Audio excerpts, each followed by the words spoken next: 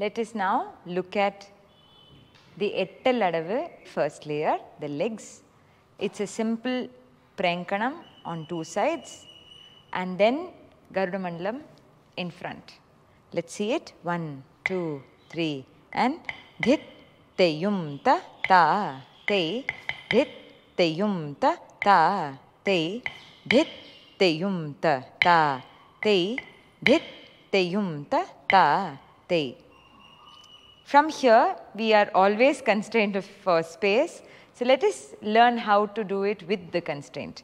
So your left leg is forward. You turn it with your right as the pivot and keep the left to the other side. So if you notice what is happening, the right leg is exactly in the same place where it finished Garuda Mandalam, but now it's gone to an Ardha. Can you show it again? So this is in front, this is in Garuda Mandalam. You're going to turn to your right side, like that. Let's go again. 1, 2, 3 and dhit teyum ta ta te dhit teyum ta ta te dhit teyum ta ta te dhit teyum ta ta te. This is the layer 1. In layer 1, what you need to remember is when you want to go dhit teyum ta ta te dhit teyum ta ta te, on the dhit, you need to prepare before. Because it is a very wide, grand stance, which means you cannot simply think about it like a swastikam. A swastikam just takes the leg back. But here is a place where you need to push yourself so far away and be on time.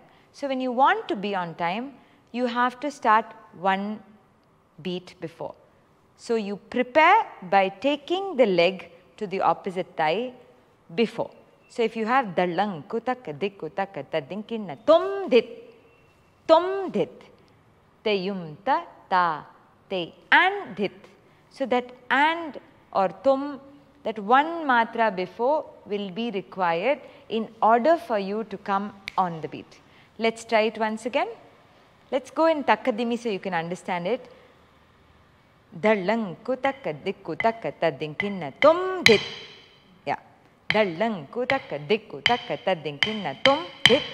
Dimmi takka, dimmi takka, dimmi takka, dimmi takka, dimmi takka, dimmi takka, dimmi takka, di ten dik, dimmi takka, mi takka, dimmi takka, dimmi takka, dimmi takka, dimmi takka, dimmi takka, dimmi. So only when you do it in dimmi, you will have the time. So this is an important part you need to think about when you're doing your layer 1. Now let us move into layer 2, which is the torso.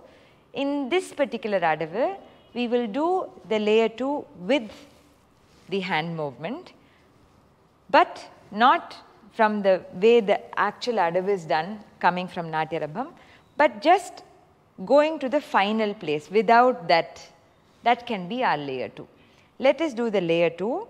Let's see it once. 1, 2, 3 and dhit teyum ta ta. Stop there. Yeah. Come back now. Now if you notice what is happening with the torso, you are not bending, but you are shifting. How do you shift? When you want to go to the right, you are going to make your left shift, which means the left is shorter. It's very different from doing dhit teyum ta. This is a bend where you are going outside of your body frame and going towards the right. So you look flat and not tall. So the tallness of this adavu comes only when you shift. This is a very subtle, beautiful movement and it can be enjoyed so much if you get to the point. Let's try it. Now just shift when you go there. 1, 2, 3 and shift. So if you see, she has shifted, but there can be something which can be done more. Now show me without the shift. Yeah, this is, now you've shifted. Now imagine if I am to pull her up there along with the shift. You see, it forms the tallest line she can ever form. Let's go again. So, 1, 2, 3, and dhit. So, tallest line. When you do this, you also are going to do another movement where you sit more when you pull up. You see, so actually your limbs are forming the longest line you can possibly manage. Now go to the other side. 1, 2, 3, and dhit. So shift and pull. Yeah. So when you do this, yeah, that'll.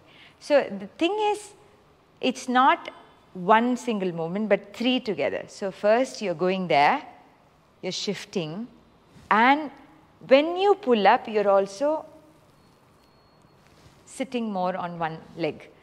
What happens is this entire expanse of the movement comes alive when all these 3 movements come together. Let's try it again. 1, 2, 3, and dhit, te yum ta ta te. Lift, dhit, te yum ta. Now pull more, yes, and sit more, yes. Te yum ta ta te, dhit, te yum ta ta te, and dhit, te yum ta ta te. So this one, when you move forward, think that you're pushing if you're pushing against a wall, how will your body be? Where you are pushing it with your entire torso strength. You don't push something with your body at the back. You push it with all your weight when you're trying to push something really heavy. So when you do this one, dhit, te yum ta, tak dhimmi, tak dhimmi. So you're following your hand until it comes 1, 2, 3, 4, you are going beyond. So it's a lovely movement since it grounds you by looking at your hand, taking it till here, and then takes you far, far, far away when you do this. So when you do this movement, it's important that you don't feel that you're going low like that, but rather like that. So when you have this and you go up, you are lifting off at the same time forward. So it's not bending down, but ta, te, keep going.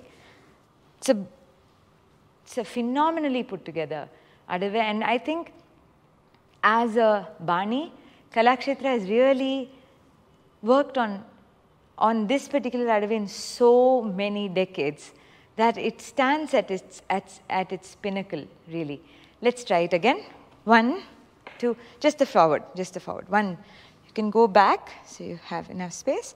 1, 2, 3, and dhit, te yum ta ta te, and dhit, te yum ta. Go farther, and dhit. Yes. Let's go from the beginning. 1, 2, 3, and dhit, te yum ta ta te, and dhit, te yum ta. Pull up, and dhit, te yum ta. Far, far, far, and dhit, te yum ta ta. Change directions. Dhit, te yum ta ta te, dhit, te yum ta ta te, dhit, te yum ta ta te, dhit, te yum ta ta te.